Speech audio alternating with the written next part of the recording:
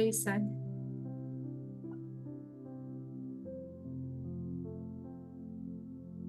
Je vais prier pour débuter notre étude. Cher Maître Jésus, notre plus grand bienfaiteur, Maître de lumière et de bonté, nous voulons, Seigneur, vous remercier de votre présence.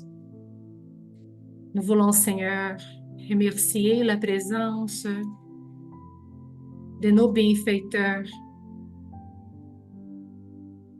qui vient à nous pour nous envelopper d'amour, de lumière, de paix, dans ces moments de prière et d'étude. Nous voulons, Seigneur, vous remercier de toutes les bénédictions que nous avons dans nos vies. Recevez, Seigneur, notre gratitude pour la santé que nous avons, pour l'opportunité d'étudier, d'apprendre, de vivre avec les connaissances spirituelles. Tandis que, Seigneur, que plein de frères et sœurs ne connaissent pas cette doctrine merveilleuse, éclairante, que nous puissions, Seigneur, profiter de l'opportunité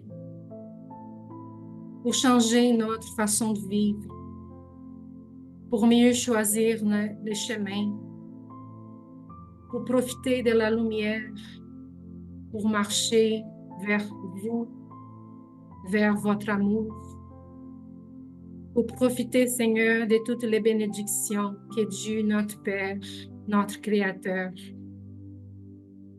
nous donne pour que nous puissions grandir et apprendre. Nous vous demandons, Seigneur, de rester avec nous pendant cette rencontre, que nous puissions recevoir l'intuition, que nous puissions, Seigneur, sentir la présence de la lumière et de la bonté avec nous. Que cette lumière puisse éclairer nos foyers, notre vie, la vie de nos êtres chers, notre famille. Restez, Seigneur, avec nous, aujourd'hui et pour toujours. Qu'ainsi soit-il.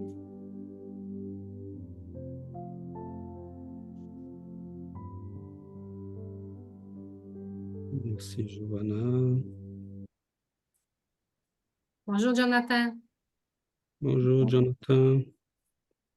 On va partager les textes. Est-ce que Christophe pourrait lire le premier texte? Et Adriana lit le deuxième texte, s'il vous plaît. Oui.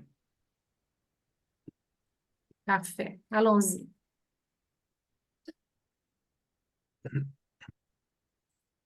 Est-ce qu'on peut l'agrandir un tout petit peu? Oui. Oh, merci beaucoup. That's great. Merci beaucoup. Donc, la médiumnité et ses difficultés. Quelques concepts. Il ne fait pas de doute que c'est avec l'avènement de la doctrine spirit que l'on a pu démontrer, cataloguer, expliquer et étudier ces phénomènes scientifiquement, de manière à bâtir un instrument de l'évolution humaine et une base pour expliquer de nombreux faits de la vie psychique jusqu'alors insondables. Tout celui qui sent, plus ou moins intensément, l'influence des esprits est un médium, dit Kardec. Et il ajoute, cette faculté est inhérente à l'homme et ne constitue pas un privilège exclusif. André Louise accentue ce caractère universel en affirmant que la médiumnité est un don inhérent à tous les êtres, comme la faculté de respirer, et chaque créature assimile les forces supérieures ou inférieures qu'elle contacte. Emmanuel, avec tout son bagage et son expérience spirituelle, résume cette notion plus vaste. Il dit « La médiumnité est une force mentale, un talent créatif de l'âme, une capacité de communiquer et d'interpréter de l'esprit, l'aimant de l'être. Nous reconnaissons dans l'intuition pure ce talent créatif de l'âme, la forme de médiumnité la plus stable et la plus belle qui nous ait été octroyée. Cette faculté inhérente à l'être résulte du fait qu'il y a dans l'homme trois composantes. Premièrement, l'âme ou l'esprit, principe intelligent où siège le sens moral. Deuxièmement, le corps, enveloppe matérielle grossière revêtue temporairement pour remplir quelques desseins de la providence. Troisièmement, le périsprit, enveloppe fluidique semi-matérielle qui sert de liaison entre l'âme et le corps. Dans le livre des médiums, le bienfaiteur spirituel Lamennais expliqua à Kardec que le périsprit est l'agent intermédiaire de tout échange entre les êtres. Par le biais du périsprit, les esprits communiquent entre eux, soit indirectement par notre corps ou périsprit, soit directement par notre âme. Nous avons ainsi des modalités infinies de médium et de communication. Marlène Nobre, Les masques de l'obsession. Bon, est-ce que tout le monde m'entend bien? OK. Deuxième texte, la lutte. Le médium doit comprendre que la médiumnité ne l'exempte pas de la lutte nécessaire à son perfectionnement. La médiumnité ne l'exempte pas non plus de la loi du karma. Chez beaucoup de médiums, la médiumnité coexiste avec un douloureux processus obsessif, fruit du manque de vigilance dont ils ont fait preuve dans leur vie passée. Les adversaires du passé tentent de démotiver les médiums à l'égard de son travail en provoquant des persécutions et en le faisant ainsi douter de l'efficacité de ses activités pour le bien. Les médiums qui ressentent dans leur chair l'assaut des esprits malheureux, même de manière confuse, doivent continuer d'avancer. Kardec enseigne qu'un des moyens de se libérer de l'action des esprits obsesseurs consiste à épuiser leur patience. Plusieurs médiums verront persister longtemps les symptômes des maladies fantômes qui les tourmentent, comme s'ils subissaient un processus tardif de déconditionnement psychique. Considérons que plusieurs médiums aujourd'hui au service de la doctrine ont été victimes d'obsessions dans une vie antérieure et ont souvent souffert de ce que les humains appelaient la folie. Il existe des sensitifs qui, bien étant demeurés au service de l'Évangile, ne sont pas encore libérés définitivement des intelligences désincarnées qui parviennent à les influencer négativement à distance. La rénovation mentale du médium est un élément de la plus grande importance pour le bien-être de ce dernier et sur lequel s'appuie son dévouement envers la médiumnité. Les esprits hostiles au médium peuvent l'atteindre de leur vibration même dans l'intimité du groupe au sein duquel ils se réfugient. ABC de la médiumnité par Odilon Fernandes, Esprit, psychographié par l'entremise du médium Carlos Bacelli. Merci Adriana, merci Christophe, merci Giovanna. Bon, et j'en profite que le texte est affiché et nous avons la médiumnité, ses difficultés, c'est un thème que moi j'ai choisi, c'est pas vraiment, c'est le thème de notre étude aujourd'hui. Et pour dire que c'est pas des docteurs Marlène Nobré, cependant, les textes de Marlène Nobré, ça commence en quelques concepts. Et c'est l'introduction de son livre. C'est un très beau livre. Nous avons l'étudié dans notre étude des médiumnités. Ça fait déjà peut-être 2 années. Elle commence par définir médiumnité et c'est quand même assez intéressant parce qu'elle a fait comme un recensement. Mais je voulais appeler votre attention pour les mots d'Emmanuel qui va dire, bon, il dit la médiumnité est une force ici mentale, un talent créatif de l'âme, une capacité de communiquer et d'interpréter de l'esprit les mains de l'être. Nous reconnaissons, et c'est Emmanuel qui dit ça aussi, mais je pense qu'elle a fait ici dans ses mots, nous reconnaissons dans l'intuition pure cet talent créatif. Non, elle a bien indiqué là avec les... Nous reconnaissons dans l'intuition pure cet talent créatif de l'âme, la forme de médiumnité la plus stable, la plus belle qui nous a été octroyée. En fait, moi-même, j'ai choisi des fois les textes, je les lis évidemment, j'ai dit c'est ça pour cette semaine, je les sens, et après je vais les lire à nouveau et j'ai dit oups, j'aurais dû choisir seulement un paragraphe, dans le sens que la richesse qu'il y a là-dedans, c'est des fois, et je vous explique, mettons, il dit ici la médiumnité, nous reconnaissons dans l'intuition pure, c'est talent créatif de l'âme. Et ça donne une étude, OK? Ça donne une étude. J'ai mis ici, mettons, les mots intuire, ils sont substantifs. Vous les voyez, hein? Les mots intuire, ils sont substantifs correspondants, intuition, ont des origines latines. Les deux dérivent du verbe intuere, qui signifie contempler ou observer attentivement. Ce verbe est composé du préfixe in, vers l'intérieur, et du verbe tuere, regarder, contempler. Ainsi, intuire et intuition portent l'idée d'une compréhension directe ou d'une connaissance qui survient sans nécessité de raisonnement logique ou d'analyse consciente, souvent associée à une compréhension immédiate ou instinctive. Cette capacité de percevoir ou de comprendre quelque chose sans avoir besoin,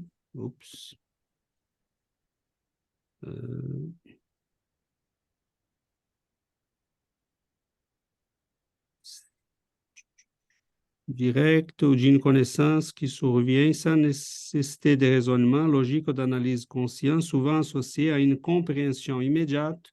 Je ne sais pas pourquoi il ne veut pas ouvrir. Cette capacité de percevoir ou de comprendre quelque chose sans avoir besoin d'une explication détaillée est souvent ce que nous appelons l'intuition. Et donc,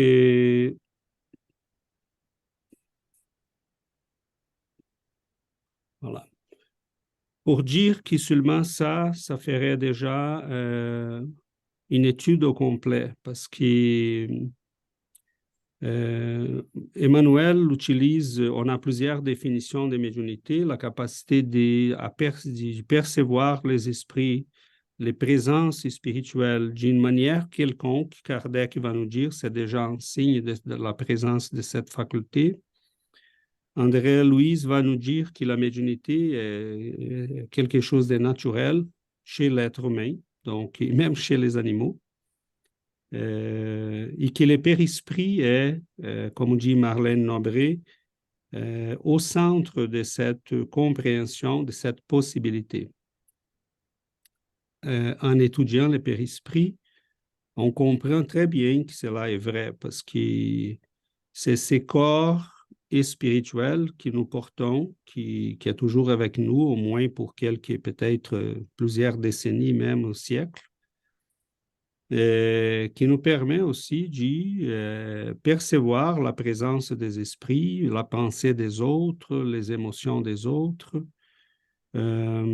créant la possibilité de communication à distance, créant la communication, la possibilité de la communication entre les êtres sans passer par le temps et l'espace.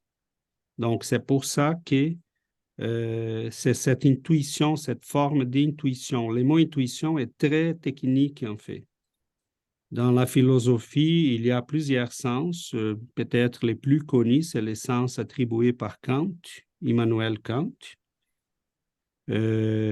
qui dit que nous percevons la réalité par l'entremise de deux éléments qu'il appelle de l'intuition pure, mais le spiritisme n'est pas là-dedans, parce qu'il va dire que l'intuition pure sont le temps et l'espace.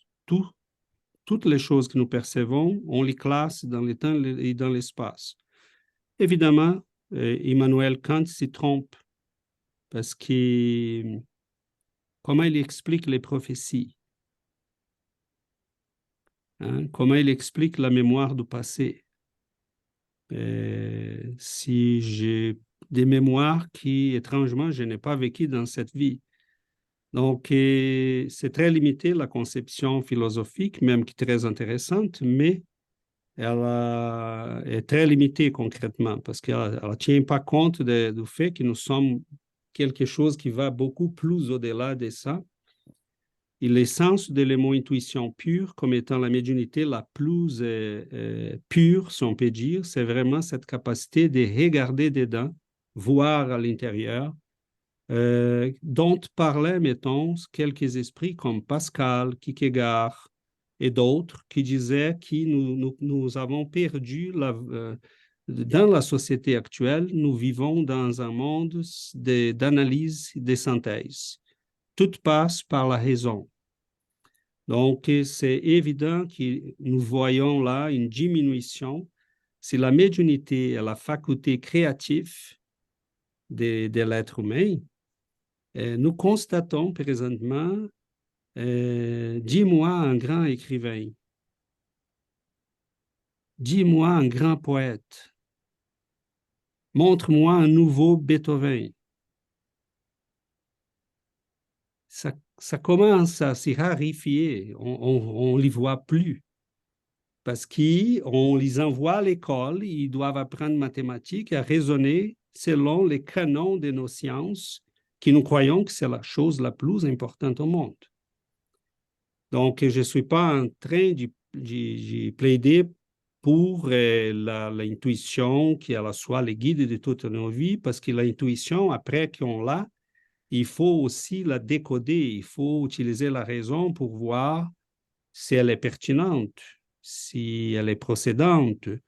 Il y a des hommes qui ont eu des belles intuitions et qui, au moment de les mettre en pratique, ont créé des cauchemars pour la vie des autres. Des leaders religieux, des leaders politiques, qui, je vois un avenir, ça va être comme ça, et là, pour l'établir, il va détruire tout le monde. Donc, évidemment que l'intuition, elle doit avoir en arrière d'ici la raison. Mais dans notre société, présentement, nous faisons exactement le contraire.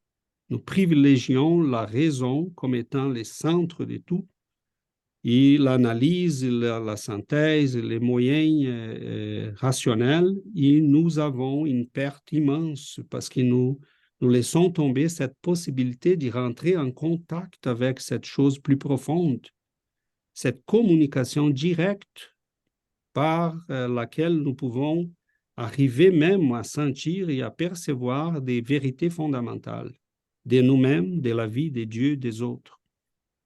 Donc, la médiumnité va beaucoup plus au-delà de simplement la faculté de percevoir les esprits ou transmettre des communications. Mais c'est certainement dans les contextes spirites, ces sens-là qui nous intéressent assez souvent.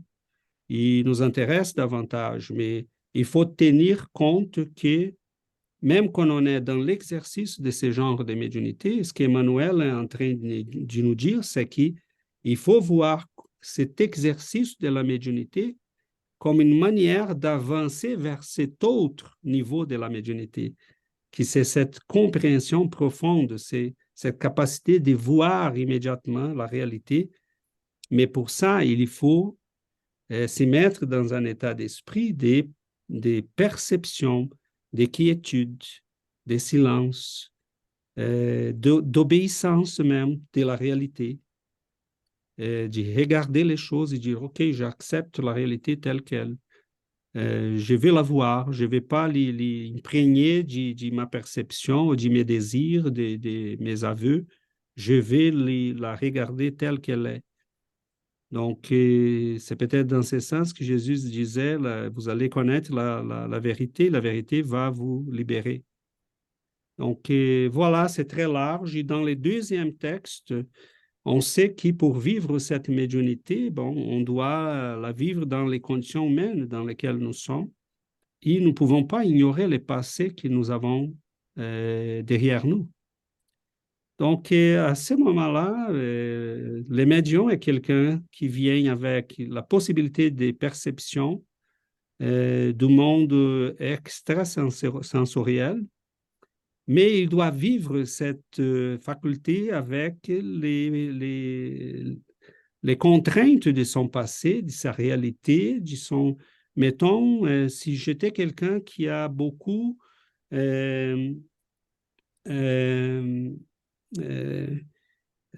si j'ai créé une confusion dans dans mon émotivité, dans ma sexualité, mettons, j'ai eu une vie sexuelle très déréglée dans le passé, beaucoup de passions, des tragédies. Bon, je reviens, je suis médium, mais je vais avoir toujours pendant quelques temps les tourments de cette sexualité déréglée. Et avec la médiumnité, ça peut empirer initialement. Parce que je sens plus que les autres, je vois plus que les autres. Mais en même temps, si je marche sur les chemins du travail, de l'étude, de la croissance, je commence à m'y organiser et je commence à aider tous ceux et celles qui j'ai désorganisés, qui sont incarnés et désincarnés. Donc, je ne sais pas si cela est clair, mais c'est pour dire que les médiums, tu peux avoir une belle faculté, mais combien de médiums vont tomber parce qu'ils, présentement, ils ne résistent pas à la pression de la sexualité, ou du pouvoir, ou de l'argent, parce qu'ils sont les domaines dans lesquels ils sont déréglés dans le passé. On revient, les amitiés, les vécus que nous avons eus, ils reviennent avec nous. Donc, c'est pour ça que surtout dans la phase initiale de la médiumnité, on peut avoir des turbulences assez difficiles. Mettons, il y a dans une ligne là du texte qu'elle dit, elle parle de périsprit, et elle a dit, et je finalise là, elle a dit qu'elle a tant de médiumnité qu'il y en a des esprits, parce que chacun de nous a sa propre empreinte énergétique et spirituelle, ses vécus passés. Donc, c'est complexe la médiumnité. Et ça va au point qui, mettons, on a parlé la semaine passée, Christophe nous a rappelé quelque chose qui m'a allumé là quelques pensées cette semaine.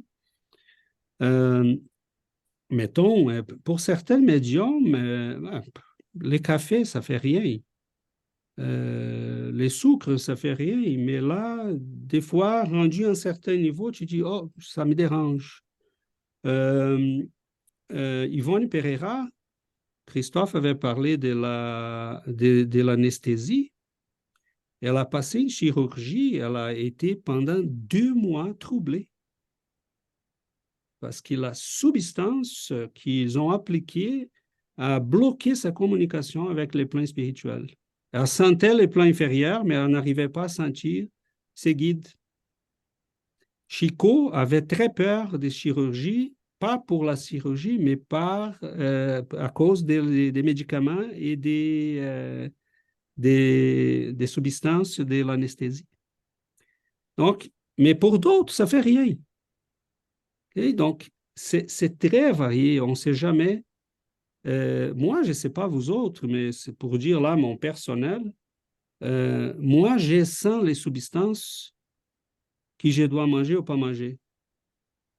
Je vois des gens qui prennent ce qu'il y a là sur la table. Moi, je regarde, c'est comme si j'attendais l'ordre de mon corps. Ça, oui, ça, non. Des fois, tout est bon, tout est bien, tout est correct, mais à ces moments-là, pour moi, j'ai dit oui, ça, non. C'est comme s'il y avait en nous cette sagesse, cette intuition. Okay? Donc, je vous lance tout ça et sans vouloir faire là une conclusion, quand on est tout au début du parcours, mais je lance plusieurs éléments pour que nous puissions réfléchir et enrichir notre étude. Donc, la parole est à vous.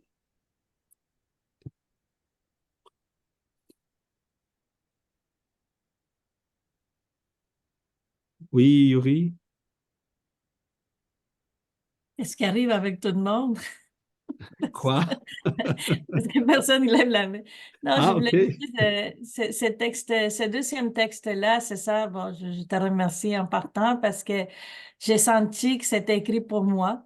Ah, je l'ai senti vraiment personnel, étant vécu toutes ces problématiques de la médiumnité ou ces difficultés qui nous parlent les textes. Et surtout, la démotivation que souvent mes frères et sœurs désincarnés causent dans moi, cette insécurité. Est-ce que je fais bien mon travail? Est-ce que je le fais pas? Est-ce que je... Tu sais, au début du commencement du travail avec la médiumnité, j'ai analysé tout le temps ces deux parties-là. Est-ce que je désiste ou est-ce que je continue? Hein? Parce que je me laissais influencer par ces esprits qui sont moins gentils, on va dire. Alors, cette chose de désister, je me disais, tu sais, la sensibilité médiumnique, tout le monde en a. Même qu'on ne se rend pas compte, plusieurs, ils arrivent dans des places, puis ça sent mal, il y a quelqu'un qui arrive, il commence à se sentir mal. Je dirais que tous les gens, quand Kardec nous dit qu'on est tous médiums, je pense que c'est ça, tout le monde le sent, sauf que les gens ne sont pas conscients.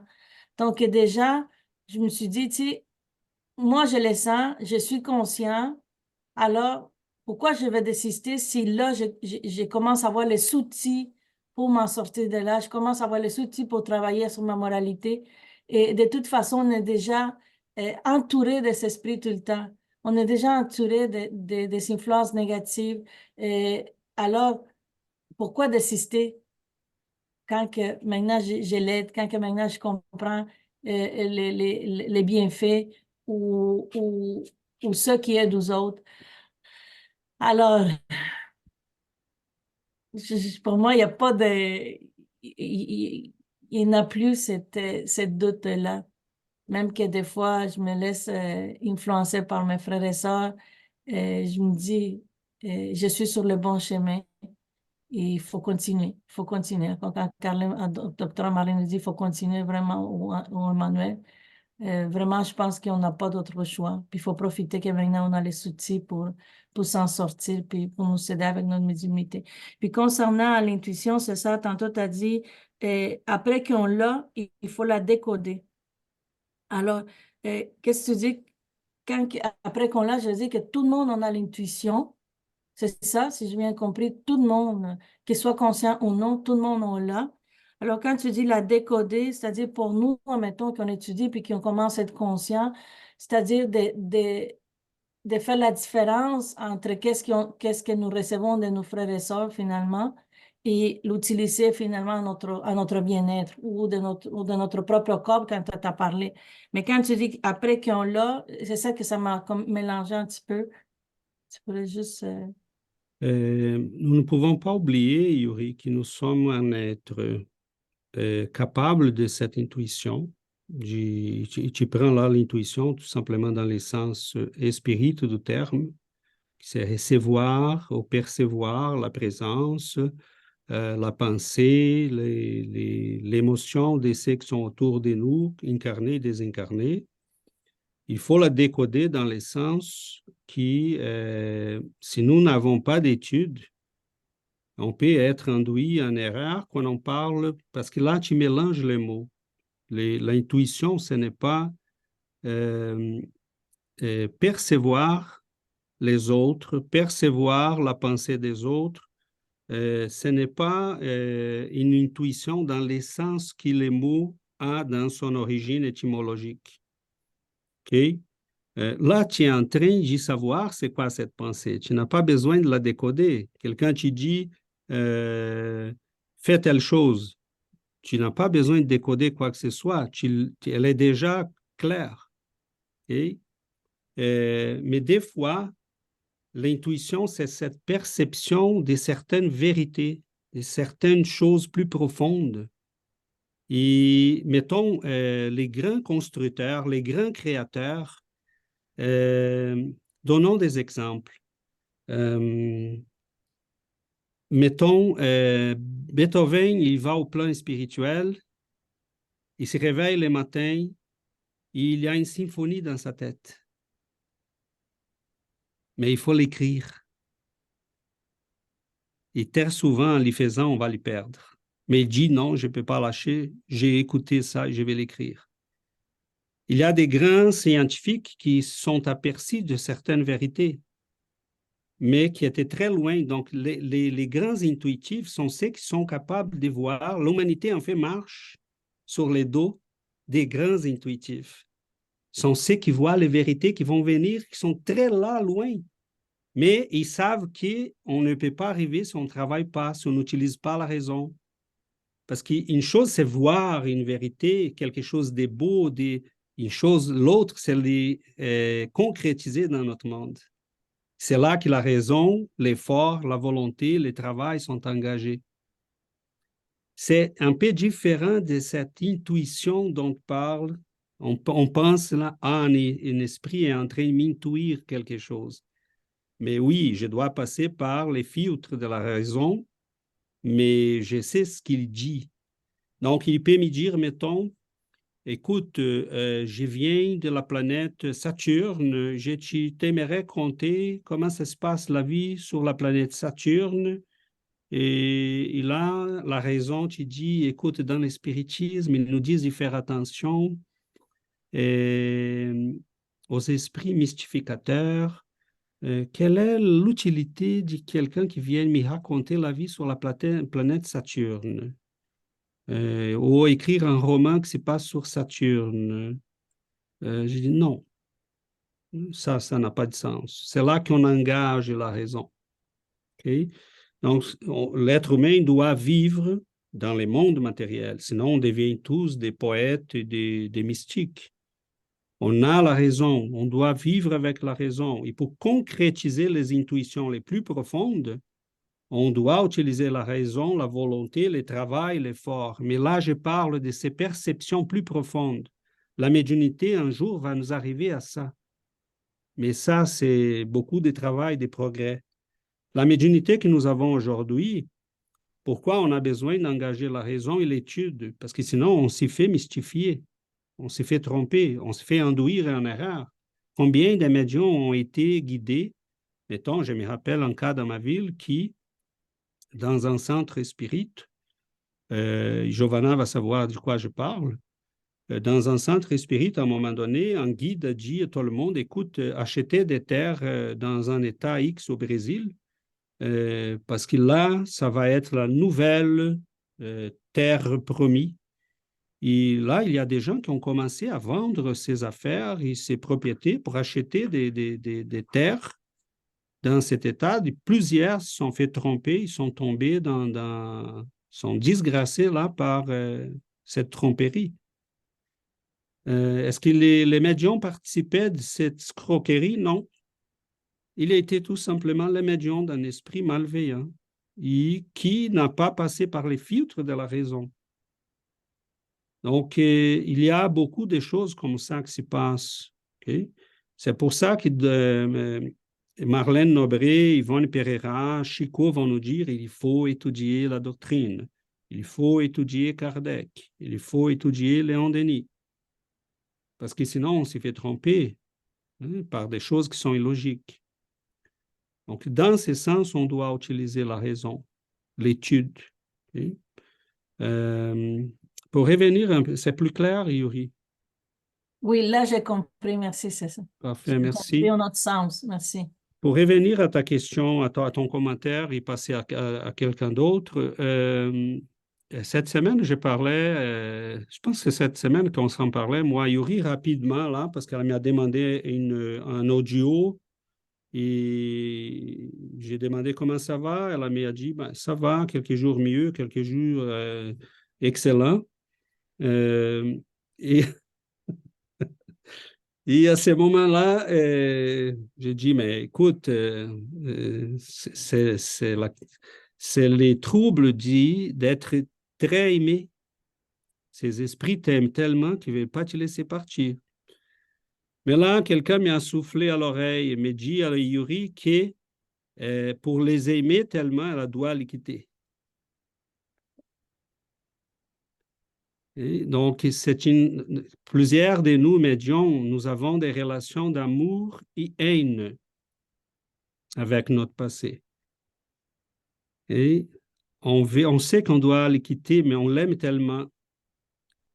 Et des fois, le problème est en nous, parce que nous aimons encore tout cela. Il y a un jour, on s'est dit, non, ça suffit, je quitte.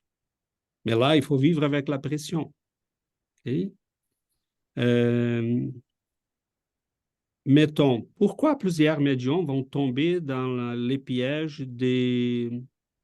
On voit que ça arrive assez souvent. C'est ce qui est arrivé avec Valdo Vieira. Okay? La perception affective, sexuelle est très forte. Okay? Elle est très forte parce que les médiums, ils rencontrent, oui, là, j'ai fait bref parce que Jonathan entend. On a les médiums, ils sentent, là, ils rencontrent quelqu'un de sa vie passée, ils reconnaissent cette personne. Il ne la reconnaît pas vraiment par la mémoire, mais il la reconnaît et dit, ça, c'est quelqu'un qui me dit quelque chose. Mais si c'est là les problèmes, c'est là les pièges. Parce qu'il faut à un moment donné que les médiums s'aperçoivent qu'il y a des amours qui ne sont pas faits pour être vécus à nouveau, mais pour être sublimés. Et c'est là qu'on tombe dans les pièges, parce qu'il veut revivre le passé. Et là, on a un problème. Ces médiums-là, il va rencontrer, il va reconnaître des fois 3, 4, 5 personnes. Et là, il tombe dans un... Là, il est perdu. Parce qu'il commence à aller toujours à la quête de ce passé qui est imprégné en lui. Et ça ne marche pas. Parce qu'il n'est plus revenu pour revivre ça, mais pour sublimer ça. Oui, on va rencontrer des grands amours, mais il faut les sublimer, il faut les dire, non, je ne suis pas venu pour ça. Il faut continuer. J'ai des devoirs, j'ai du travail à faire, j'ai de la croissance à faire. Et donc, c'est pour ça que j'ai appelé la médiumnité et ses complications. Okay? Mais je donne un exemple, hein, ça pourrait, ce que j'ai parlé de la sexualité, ça pourrait être lié au pouvoir. Ces médiums-là, il est très attiré par tout ce qui les lie au pouvoir. Mais à un moment donné, il faut qu'ils se disent, non, j'ai déjà vécu ça. Il faut sublimer, il faut passer à autre chose. Okay? Jonathan? Bonjour à tous. Euh, le titre m'a fait réfléchir et dans le sens où je me demande pourquoi est-ce que c'est un problème. Et ce que je vais expliquer par là, je pense que c'est une question de choix individuel. Et depuis la semaine dernière, j'ai commencé à lire beaucoup plus à propos de Saint Paul et le message de Saint Paul. Et il y avait une phrase dans notre étude la semaine dernière qui disait, I have it in English first, Paul affirms our battle is indeed spiritual and physical. Notre bataille et spirituel, not physique.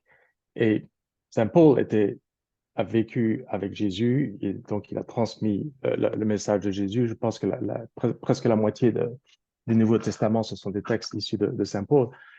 Et quand je réfléchis, le message de Jésus, c'était simplement, il n'a pas construit de temple, il n'a rien construit, il a juste donné ce message d'amour et de compassion. C'est tout ce qu'on a besoin pour être en contact avec notre notre côté spirituel et pouvoir être en contact avec des esprits ou s'entourer de bons esprits. C'est mon expérience à travers la méditation, à travers ça, je peux me désengager de tout ce qui est matériel. Quand ça m'est arrivé 2 fois d'aller pour une semaine en méditation de silence, où je suis dans un temple, personne ne sait où je suis, même ma fille ne sait pas où je suis, personne ne sait où je suis, et pendant une semaine, je parle à personne. Là, il y a des gens, mais on ne parle pas, et je suis totalement désengagé. Je peux passer 12 heures dans le temple, les gens vont manger, mais je reste dans le temple. Et c'est le meilleur moyen d'être en contact avec, je sais pas avec quoi, ben, avec des esprits, etc. Pour revenir, je pense que c'est vraiment, quand on revient au message de Jésus, je pense au message de Saint Paul, c'est désengager de penser à soi-même ou penser aux choses matérielles. Et je pense que le problème, c'est aussi la religion, ça nous a désenchanté beaucoup. Moi, ça m'a désenchanté. J'ai grandi dans un pays musulman et en allant dans les cours de catéchisme chaque semaine. Et j'ai jamais plus appris à propos de Jésus depuis l'année dernière, depuis que je vous ai rencontré. Et ça m'a motivé à écrire. Donc, le seul message, c'est dit dans le texte. C'est pour ça que je me disais, pourquoi est-ce que le titre est un problème? Le titre pourrait juste seulement être la médiumnité. Euh, je ne pense pas qu'il y a des difficultés, c'est juste un choix personnel pour tout le monde. Et il y a juste qu'à regarder le message de Jésus ou d'autres prophètes. Et c'est un choix. Tu veux te focuser sur comment tu apparais aux autres et sur les biens matériels, ou tu veux étudier et tu veux t'entourer de bons esprits et te désengager de ça et suivre le message de Jésus. Je, je pense. Donc, je pense pas qu'il y a de difficulté. C'est un choix. En fait, c'est un choix. Mais c'est là qu'on doit mais c'est correct, Jonathan, parce que tu as vécu une perception qui ça revient à ce qu'on disait, chacun de nous, en fait, on a tant de médiumnités qu'on a des médiums et des personnes, parce que chacun de nous a son vécu, son histoire. Et ce Et qui est tu es troublant sur un chemin présentement qui t'amène à découvrir certaines choses, à grandir dans un certain sens. Et tu as probablement un passé qui revient avec ses complications, mais pas nécessairement lié à la médiumnité.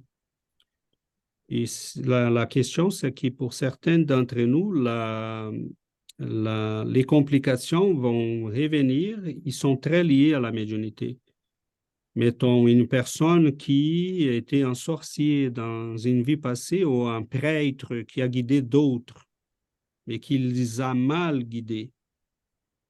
Et donc aujourd'hui, il revient avec la responsabilité de guider ces gens. La médiumnité, elle apparaît dans son adolescence. Il commence à voir, à percevoir, à entendre. Il ne sait pas quoi faire avec ça. Ces dérèglements du passé, par cette porte qui s'y ouvre, qu'on appelle la médiumnité, passent aussi les mauvaises choses en premier parce qu'ils sont les plus faciles à passer. Et là, il faut que ces médiums s'y remettent au travail, à la croissance. Et à un moment, ça va devenir comme tu viens de dire. Ça ne sera plus un problème, ça sera une bénédiction. Mais j'ai précisé peut-être ça parce qu'il faut penser aux gens qui sont en train de vivre ces troubles médiumniques, qui ne comprennent pas qu'est-ce qui se passe, qui sont tourmentés. par des visions du passé qui ne savent même pas que ce sont des visions du passé, par des sensations qu'ils ne sont pas capables de comprendre. Et il y a des médiumnités qui vont fleurir doucement. Et il y a d'autres qui vont être des vrais cauchemars. Donc, pour ceux qui vont tout doucement, ça peut arriver, c'est rare, mais ça peut arriver. C'est bien, c'est merveilleux, mais pour d'autres, la médiumnité va apparaître comme vraiment un cauchemar. Et très souvent, la personne ne comprend pas qu'est-ce qui se passe. Donc, mais qu'est-ce que Jonathan a dit? Ben, selon ce que je comprends, oui, concentrons-nous sur ce que Jésus nous a conseillé, c'est tout. Parce que qu'on soit tourmenté ou pas tourmenté, on va régler les choses. Si on est capable d'aimer, si on est capable d'étudier, si on est capable d'avoir de la compassion, mais ça va régler, ça va se régler. C'est pour ça que Jésus n'a pas beaucoup expliqué. Il a dit, aime Dieu, aime ton prochain comme toi-même. C'est tout. Ça va se régler. Donc, c'est certain que c'est ça. J'ai quelques questions ici. Est-ce que l'intuition est différente de l'inspiration? Sont liées, sont très liées. Parce que je dirais qu'il y a peut-être une distinction technique. L'intuition, c'est notre capacité de percevoir par nous-mêmes. Tu les vois, c'est quoi intuire? Intuire, voir tes dents. Pour ça, tu n'as pas à être inspiré par quelqu'un d'autre. Tu le vois toi-même. Donc, l'intuition, c'est anémique dans le sens philosophique, attention, hein? Pas spirit. Il faut faire attention. Peut-être que je suis en train de compliquer, je n'aurais pas dû parler de ça. On pourrait rester à l'intuition qui est interprétée dans le spiritisme comme la même chose qu'inspiration. OK? Dans le spiritisme, on utilise les mots intuition, un esprit m'y a intuit. Mais on pourrait dire un esprit m'inspire, tant les biens que les mal. Mais l'intuition dont on parle là, plus philosophique, c'est cette capacité de voir les vérités de la vie, de percevoir les grandes vérités, de voir la réalité derrière les rideaux. Ce que les Indiens disaient, hein, les rideaux des Mayas, on l'enlève quelques secondes et on voit là une réalité. Mettons les premiers moments qu'un compositeur écoute une symphonie dans sa tête. Ou un écrivain qui se réveille le matin, il y a un roman dans sa tête. Ou les moments qu'Einstein a vu en réfléchissant, là, tu te dis, comment t'arrives ça? Il a dit, je travaille beaucoup, mais c'est venu. Je l'ai vu. Il était prêt pour le voir. Mais il a vu ça. Donc, on lit certains poètes, certains mystiques, comme Saint Jean de la Croix, ou Rumi, dans l'islam. Et on voit là qu'on lit les choses. Moi, je me rappelle une fois que je vous avais dit, je lis là, il y a un poème de Saint Jean de la Croix que j'ai dit, c'est merveilleux. Mais moi, je n'arrive pas à l'expliquer. Parce qu'il était capable de communiquer son intuition par des mots, ce qui est très difficile. Mais quand nous, on le lit, on dit, je sais qu'il parle, cette expérience qu'il parle, dont il parle est vraie. Je la reconnais. Mais à chaque fois que j'essaye de l'expliquer, les mots commencent à m'y manquer. Donc, Wittgenstein, un philosophe un peu fou, je ne recommande pas sa lecture, mais il y a un mot qu'il dit à la fin de son livre, il dit « Tout ce qu'on ne peut pas dire, on doit taire ». Vraiment? Ça veut dire que là, on va bannir l'intuition, la poésie. les autres formes d'expression qui ne sont pas rationnelles. Donc, quand Jésus racontait des paraboles, sont des choses très simples. Là, je vois la grande sagesse. Ces paraboles vont être comme des trésors cachés sur plusieurs couches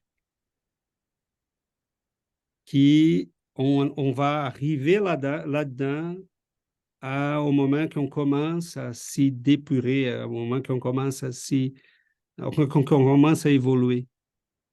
Donc, ce sont des vérités qui sont évidentes, sont devant nous, mais sont très profondes. Et on ne peut pas arriver là. Il faut avoir beaucoup de souffle pour plonger dans cet océan. Et des fois, on ne l'a pas. Donc, ils ont caché des grandes vérités dans une petite histoire. Mais pour arriver là, ça prend beaucoup de temps. Oui, Christophe. Merci beaucoup. Je crois que j'étais presque un peu trop rapide puisque je vois qu'il y a encore une question de Véronique qui n'a pas été traitée. Je suis désolé. J'attends. Désolé, on peut y revenir tantôt. OK, merci.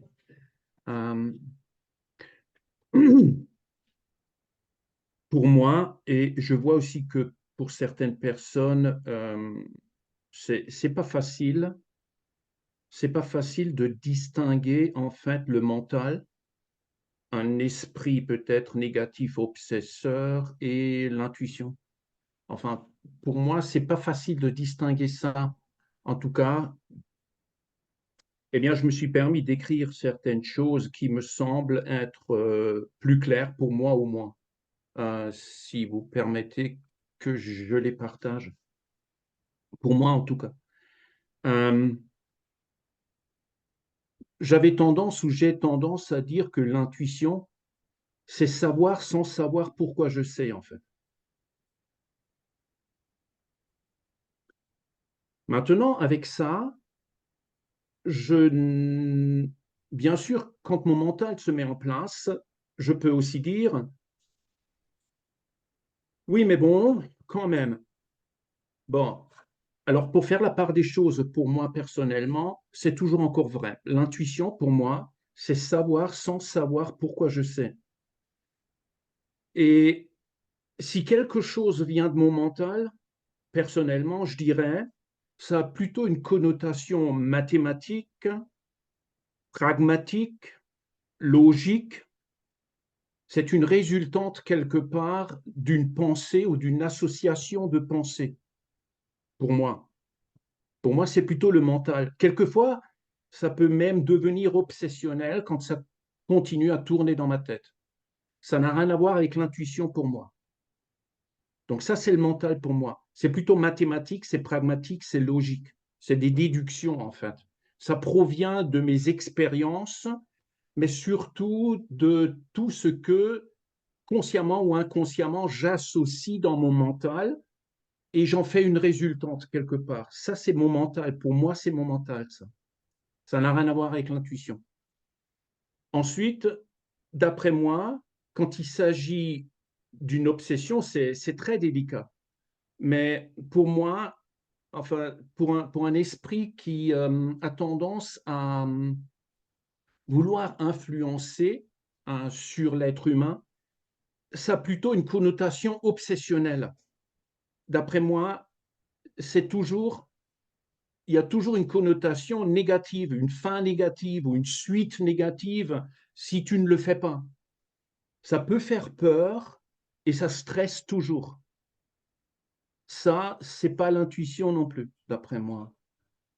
Donc, esprit obsesseur, c'est obsessionnel, c'est négatif, ça a une fin négative ou une suite négative d'une manière ou d'une autre, ça tourne dans la tête, mais ça a une connotation négative. Ça peut tourner à la peur et ça stresse toujours si on ne le fait pas. Ça n'a rien à voir avec l'intuition, d'après moi non plus. Donc, je reviens à l'intuition. D'après moi, donc, savoir sans savoir pourquoi je sais, ça n'a rien à voir avec l'obsession. Ça ne tourne pas dans ma tête. si quelqu'un de bienveillant autour de moi me conseille de façon bienveillante, je le fais ou je ne le fais pas. Mais il ne va pas s'acharner sur moi. Dès qu'il s'acharne, ça n'a rien à voir avec l'intuition, d'après moi.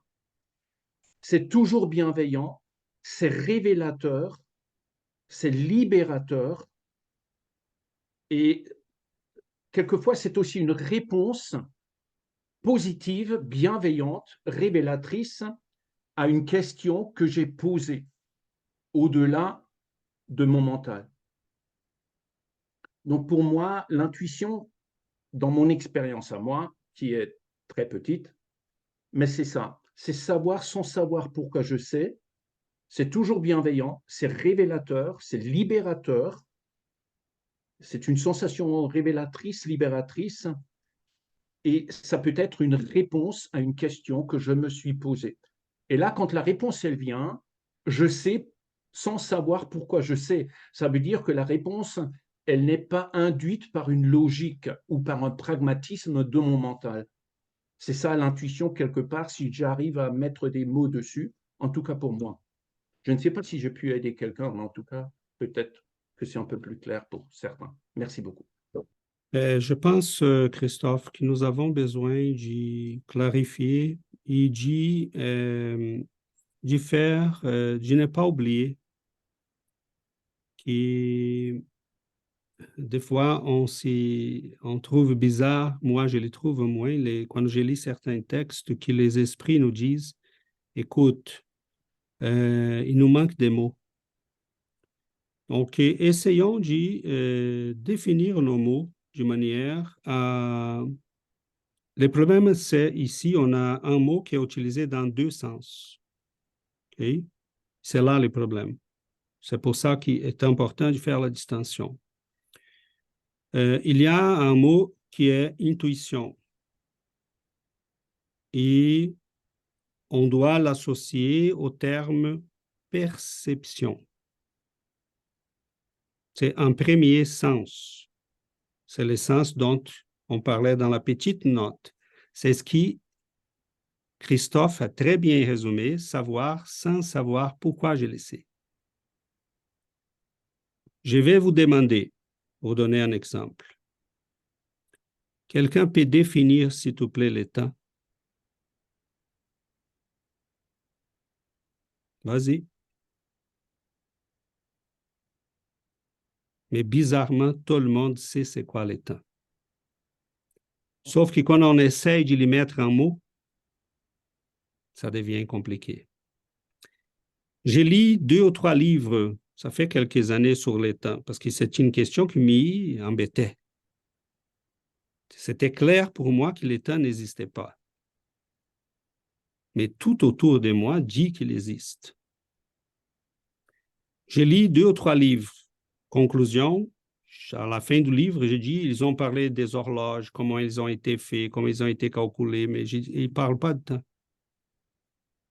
Ils ne savent pas c'est quoi le temps. Moi non plus, mais ils ne savent pas non plus. Donc, l'intuition, c'est ça, c'est la perception que j'ai d'une réalité. Je sais c'est quoi le temps, mais je ne sais pas pourquoi je le sais. Définis, s'il te plaît, la couleur rouge. Maintenant, arrive en face de quelqu'un qui ne connaît pas la couleur rouge et essaye de dire à cette personne c'est quoi la couleur rouge.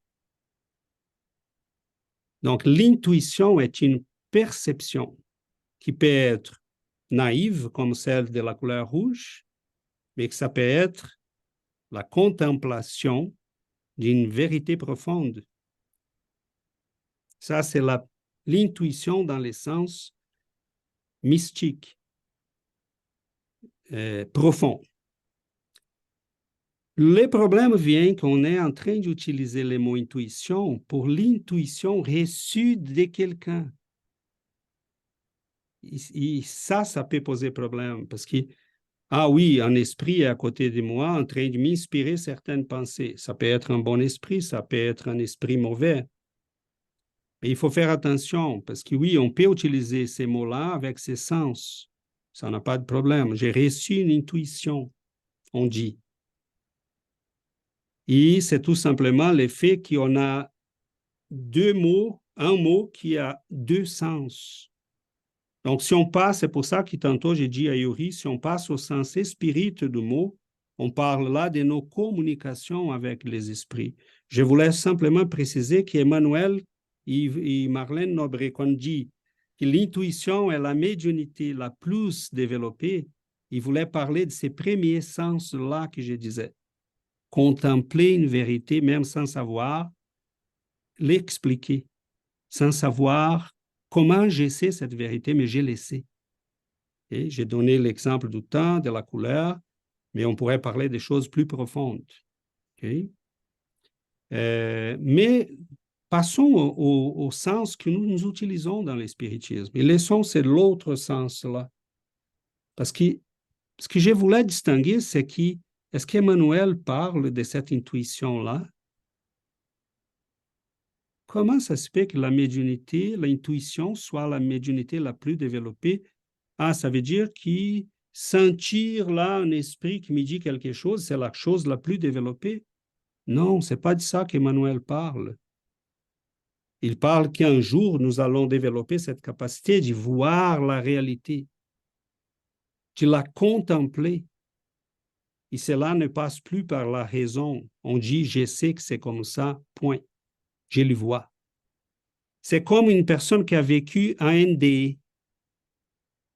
Tu dis, écoute, il faut discuter l'immortalité. Il dit, je n'ai plus besoin. Je l'ai vécu, je l'ai vu, je le sais. C'est tout. Donc, les mots intuition, dans ce sens, c'est contemplation, c'est perception d'une réalité. Les mots intuition, dans les sens spirituels qu'on utilise, c'est la communication mentale avec les esprits. C'est un autre sens. Okay? Et on peut s'y arrêter sur ce sens-là. Je voulais cependant faire la distinction parce qu'on ne peut pas imaginer qu'Emmanuel est en train de dire que la forme la plus développée des médiumnités, c'est cette conversation mentale que nous entamons avec les esprits, bons ou mauvais. Et là vient la question à Véronique rapidement, oui, cette question-là, Véronique, est posée par Kardec aux esprits dans les livres des esprits. Ils disent, d'habitude, la première pensée qui vous vient, okay, celle qui arrive là sur votre tête, assez souvent, ça vient d'un esprit, mais ils vont dire à la fin, c'est quoi l'importance de le savoir? Vous devez vous demander, c'est bon ou c'est pas bon? C'est tout. Okay? Donc, ça fait du bien, ça fait pas du bien. C'est quelque chose qui répond à mon égoïsme ou c'est quelque chose qui répond à la charité, à l'amour? Donc, c'est ça qui doit nous guider. Et parce que c'est très difficile pour nous de distinguer les pensées que nous recevons, parce que nous sommes plongés dans un océan de pensées et on n'arrête jamais pour penser sur notre pensée. Ils arrivent. Sauf que les anciens disaient, la pensée, c'est comme une moule, là, les trucs qu'on utilisait, là, les moignes, comme on dit en français. Un moulin? Un moulin, merci. La pensée, c'est comme une rivière qui arrive à un moulin. Okay? On ne peut pas contrôler ça, mais on peut décider quelle graine on va frapper pour faire la farine. Ça veut dire, on décide qu'est-ce qu'on garde. Okay? Quelle pensée, qu'est-ce qu'on va cultiver, qu'est-ce qu'on va produire avec ces pensées. Okay? Donc, c'est pour ça que c'est difficile à distinguer. Ça prend du temps. Et des fois, les critères, c'est tout simplement voir c'est bon, c'est pas bon. Yuri, après Christophe. Merci, c'est ça. Je voulais juste, j'écris quelque chose. Tu as dit que l'intuition dans l'essence spirituelle qu'on parlait, cette communication avec les esprits, ça, c'est tout le monde, il peut le recevoir, tout le monde. Mais l'intuition qu'on va développer, l'intuition, que c'est cette perception-là, ça prend un certain développement spirituel, n'est-ce pas? Ça prend un certain bagage pour Si voir, on c'est beaucoup plus parle, si profond. on parle des perceptions plus profondes, Oui, oui, celle que les textes ils nous parce parlent à que ce moment. l'intuition est une capacité aussi naturelle en nous, celle-là plus qui est contemplation. OK? Mettons les mots contemplation. Une personne plus simple qu'elle soit, elle contemple les temps. Elle a dit, oui, je sais c'est quoi les temps, mais je ne sais pas, je suis pas capable de l'expliquer. C'est quoi la couleur rouge, messieurs? Ouais, c'est la couleur rouge. Tout le monde le sait. Et donc, même les personnes les plus simples ont cette intuition. Tu veux un exemple pour voir, des fois, par opposition, on peut les percevoir. Là, on peut plonger dans un sujet troublant, mais ben, je ne m'inquiète pas pour ça. Combien de genres il y en a, Yuri?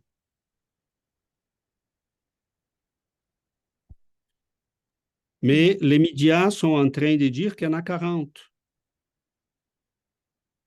Okay? Et tu sais pourquoi les gens sont en train de devenir psychotiques? Parce qu'il y a 50 000 messages par jour qui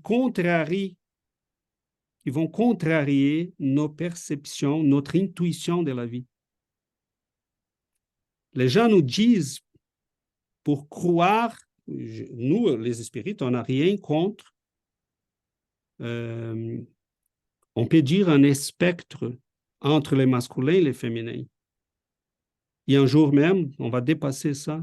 Nous sommes beaucoup plus loin que les gens qui se croient développés. Et le spiritisme nous amène beaucoup plus loin.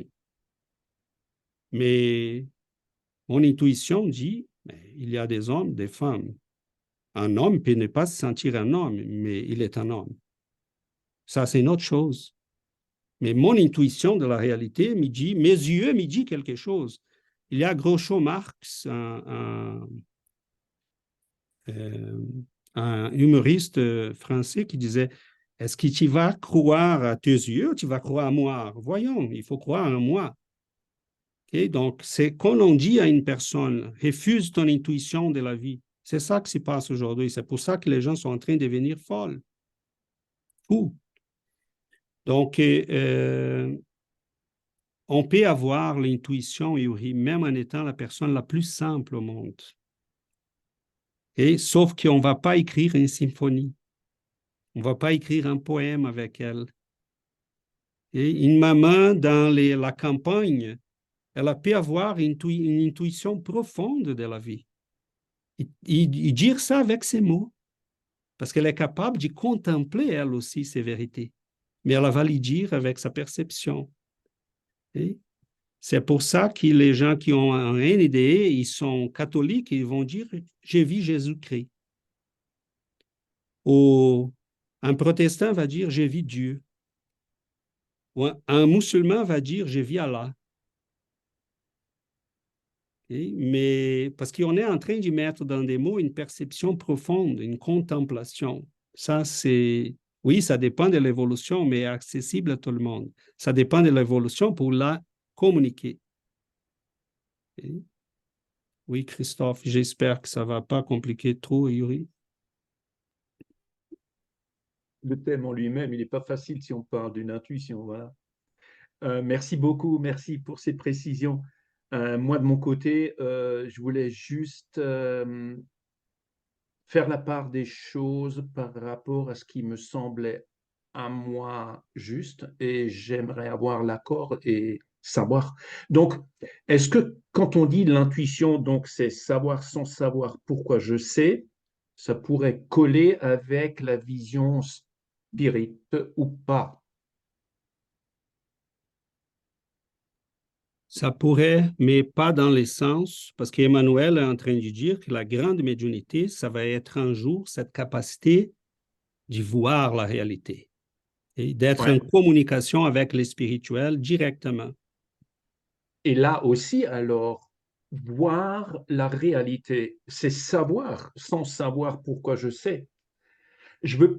C'est juste, pour ma compréhension, c'est presque logique ce que tu dis, et c'est en fait là, je sais, point à la ligne. Mais je ne sais pas pourquoi je sais, mais je sais, c'est sûr et certain, quoi. Je le sais, quoi. C'est de l'absolu, quoi. Je sais, ouais. Je vais mettre, je ne sais pas si ça va aider ou ça va compliquer davantage, mais Essayons, merci. voilà. On n'est pas pressé. Non, à Euh, force, on va savoir. ah oui. Et tu vois, pourquoi? Parce qu'il y a des choses qu'on peut intuire, mais les communiquer, c'est difficile. Donc, attends, PHP, je vais les partager.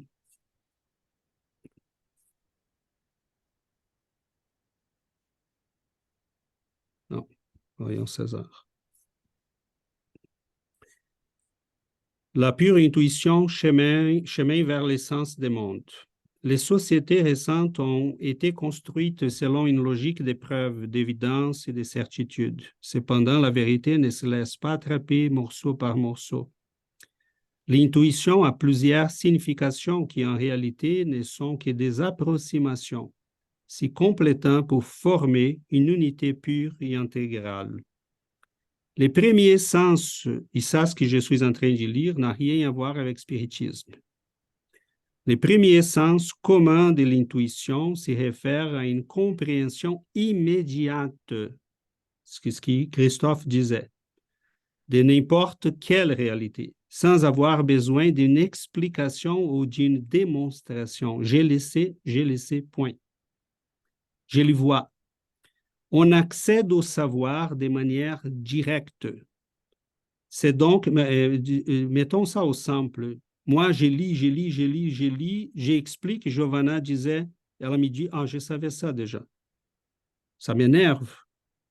Okay? Mais elle dit, je savais ça déjà. Mais moi, j'ai besoin de tout lire pour le savoir. Elle a dit, ah, pourquoi tu compliques autant? Je le savais déjà. C'est énervant, okay? Mais c'est comme ça. Donc, on est ici. C'est donc nécessairement pur par la mesure où il n'est pas contaminé par quelque chose d'étranger au noyau essentiel. Intuire, c'est voir à l'intérieur. Une acuité qui pénètre jusqu'à l'essence.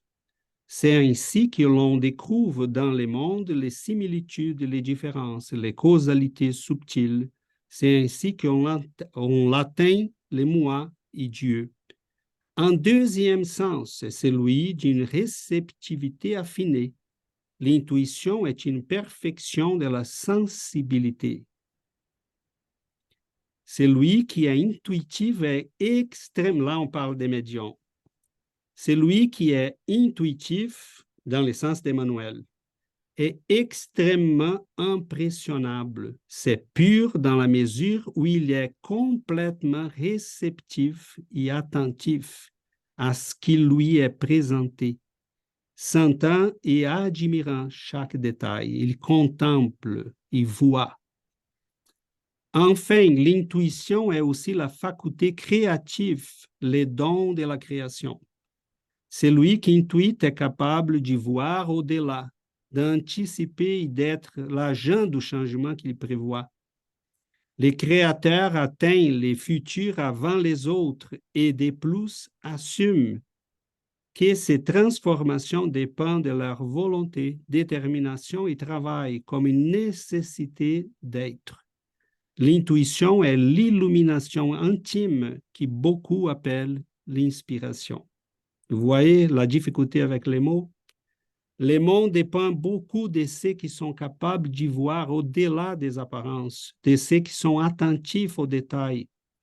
Ils rassentent ceux qui murmurent à peine, de ceux qui sont les protagonistes des changements, permettant au monde de se renouveler de beauté à son passage. Il est également vrai qu'à l'extrême opposé des nombreux mots ont été causés dans le monde par les intuitions des personnes qui rêvent de ce qui sont en réalité des cauchemars. L'intuition est critique dans la mesure exacte où elle rend possible l'impossible, pour le bien et malheureusement aussi pour le mal. Donc, je voulais tout simplement préciser que c'est dans ce sens plus large qu'Emmanuel parle que l'intuition est la médiumnité de l'avenir. Okay? Parce que c'est celle qui va nous connecter avec la réalité directement. Pas besoin qu'un esprit vienne me parler ou que quelqu'un vienne m'enseigner, mais ça va venir avec l'évolution, okay? Avec beaucoup de travail. Et Chico disait, et Marlène Nobré aimait beaucoup dire ça, la religion voit les chemins. Les mystiques, les grands vidants, là, les gens qui sont capables de voir l'avenir, ils y voient, ils vont bâtir un petit chemin. Et là vient la science, il va ouvrir une autoroute. Okay? Donc, c'est comme ça que ça fonctionne. Il y a des gens qui ont vu certaines choses, ils ont tout simplement tracé un petit chemin dans cette direction. Uma trilha, como on dit ça en français,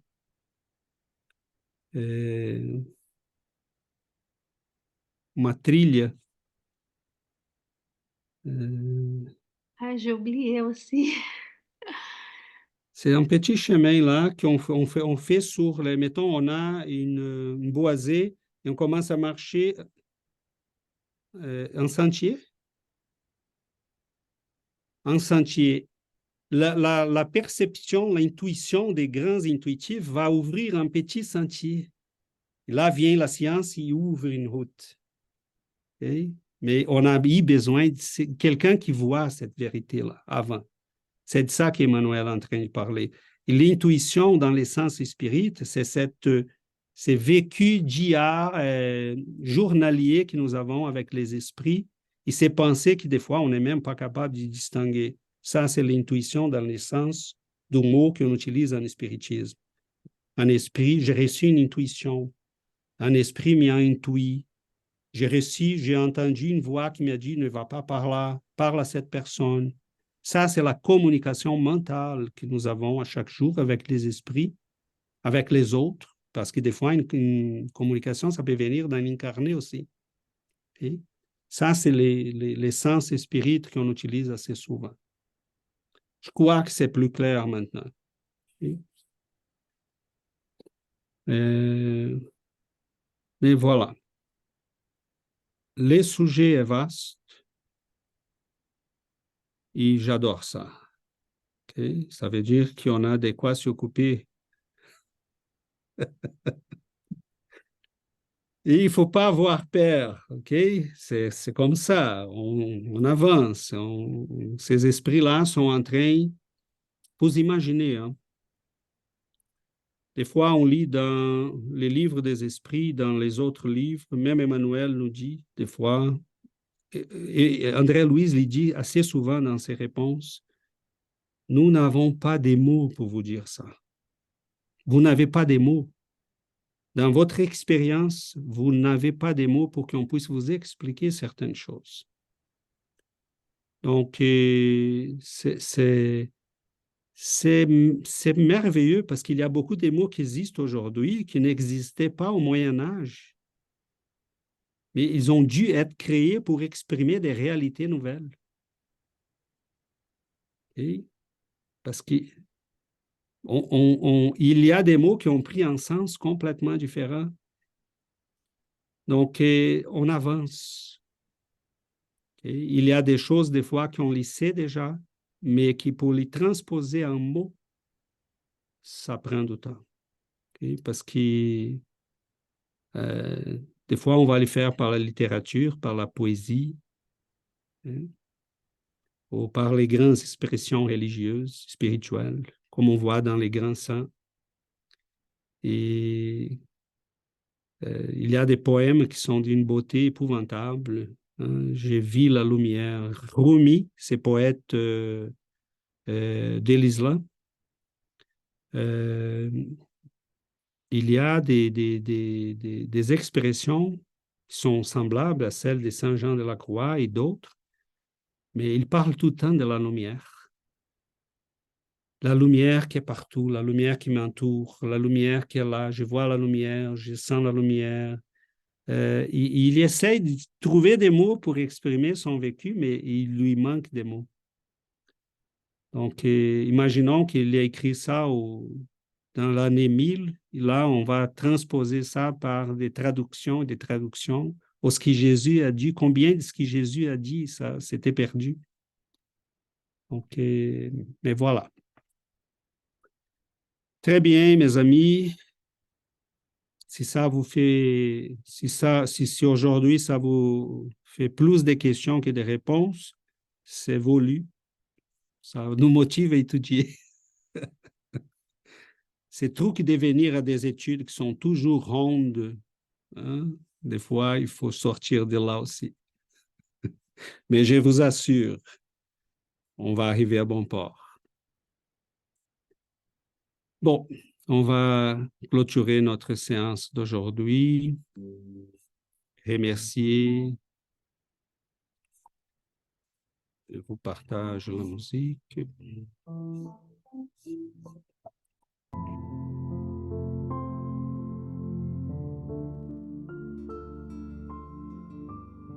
Prions pour clôturer notre séance d'aujourd'hui. Chers amis, prenons quelques instants pour contempler ce qui est autour de nous. Là, physiquement, et prenons le temps de laisser à nos esprits la possibilité d'ouvrir les yeux dans la dimension de l'esprit. Et peut-être là, on n'aura pas besoin de tant d'explications, d'arguments, parce que nous regardons directement. Il y a des voix qui nous parlent, et étrangement, on ne les entend pas.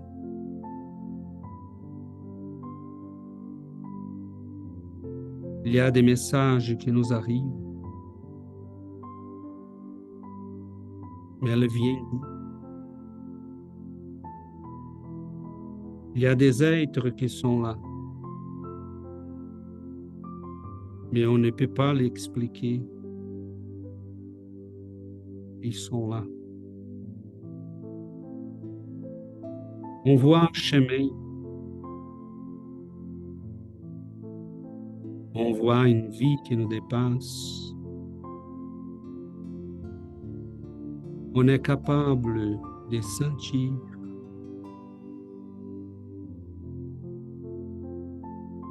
Et des fois, il nous manque les mots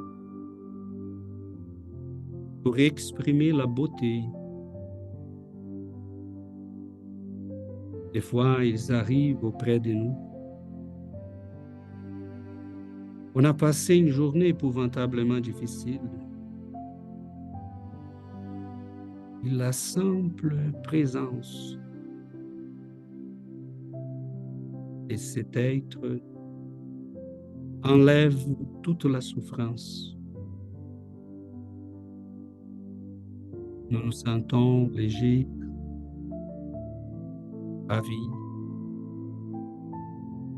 épanouis. Est-ce qu'on a besoin d'expliquer ça? Nous voulons, Seigneur, sentir, voir, pénétrer ces mystères. Mais la raison nous amène jusqu'à la porte.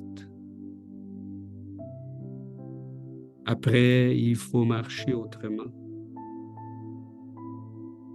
Donc, nous vous remercions. Vous avez bien dit, pour rentrer au royaume, il faut être semblable aux enfants. Il faut tendre la main. Il faut marcher à petits pas. Il faut faire confiance à quelqu'un d'autre. Nous vous remercions, Seigneur. Notre raison cherche à expliquer ce que nos cœurs savent déjà. Nous vous remercions. C'est notre travail d'essayer de l'expliquer, de le comprendre. Mais c'est surtout notre destinée, marcher vers ce qu'on sait déjà, ce qu'on voit déjà, ce qu'on comprend déjà. Que ces êtres d'amour puissent entourer nos vies de lumière et d'amour, bénir nos foyers, verser la lumière sur nos êtres chers, sur tous ceux qui ont besoin d'aide physique et spirituelle. Que cette lumière, comme un soleil de bonté et d'amour, puisse arriver à chaque foyer, à chaque prison, aux hôpitaux, qu'elle puisse, Seigneur, arriver à tous les cœurs humains. Nous vous remercions de votre amour, de la paix, de la sérénité. Nous vous remercions, Seigneur, de l'effort qui font ces esprits d'amour et de lumière pour venir à nous. Parce qu'à chaque fois qu'ils reviennent, ils doivent se rappeler et revivre d'une certaine manière les souffrances qu'ils ont déjà vécues ici. Donc, on les remercie de venir quand même pour nous montrer le chemin, pour nous guider. Nous vous remercions, Seigneur, de votre amour immense, infini. Que cette lumière puisse s'allumer dans nos cœurs et rester pour toujours allumée. Restez avec nous, Seigneur, aujourd'hui et pour toujours. Qu'ainsi soit-il.